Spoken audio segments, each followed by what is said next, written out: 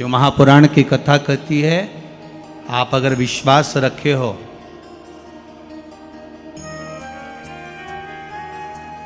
सफेद आंकड़े की जड़,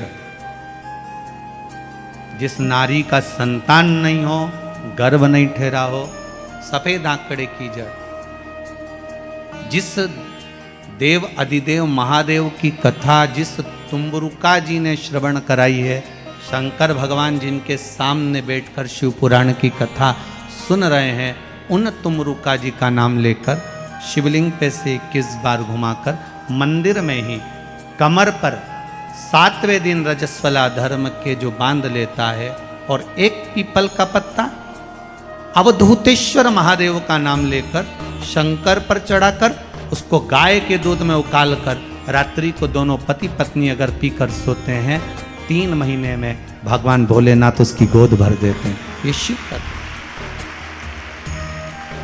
शंकर देता जरूर है।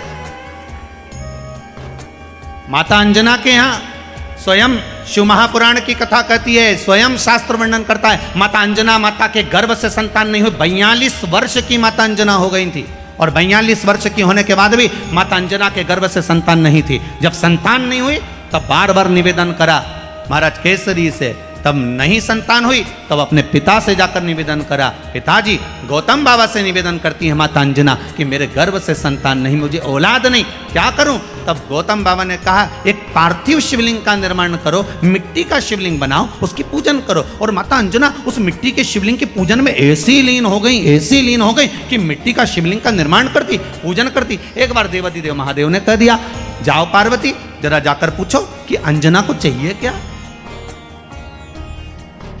अंजना माता को चाहिए क्या। अच्छा, सारे देवताओं को सबसे ज्यादा टेंशन देवाधिदेव महादेव से रहता है, क्योंकि ये बिना सोचे बिना समझे किसको क्या दिया है कोई भरोसा ही नहीं होता। एक बार तो ब्रह्मा जी ने खुद ने कह दिया, साहब हमको तो इस्तीफा दे दो, हमको नौकरी करना ही नहीं बैकुंठ में बिल्कुल भी। तो भगवान विष्णु ने पूछा हुआ क्या?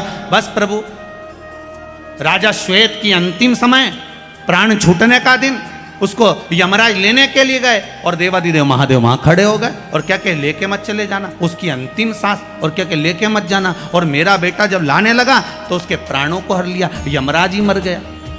फिर मेरी पोती गई मृत्यु देवी, उससे कहा उठा ला राजा श्वेत को। वो राजा श्वेत को जैसी मृत्यु देवी ने फांस डाली, भगवान शंकर ने उसको भी मार दिया। अब बताओ, सूर्य नारायण भगवान बोले कि मेरा बेटा भी मर गया, मेरी पोती भी मर गई, अब बताओ क्या करें? तो भगवान ब्रह्मा जी ने शंकर जी से जाकर कहा, भोलेनाथ ये आपकी आदत बहुत गलत है, जब इसको मरना था तो आपने क्यों बचाया? शंकर जी बोले मेरे मंदिर में बैठा था, जगह तो देखो कि कहां बैठा है।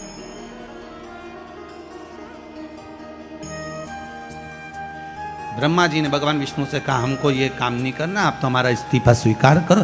भगवान विष्णु ने शंकर जी से कहा भोलेनाथ जी अब इनके बेटे को, सूर्य नारायण के पुत्र को और पोती को जीवित करो। शंकर भगवान करे एक शर्त पर जीवित करूंगा, जहां मेरा भजन हो रहा हो, जहां मेरी कथा हो रही हो, अगर कोई महामृत्युंजय मंत्र का जाप कर रहा हो, श्री शिवाय नमस्तुभ्यम जप रहा हो, शंकर का पंचाक्षर मंत्र नमः शिवाय जप रहा हो, शंकर जी कहते हैं उस समय पर मृत्यु उसको ना घेरे।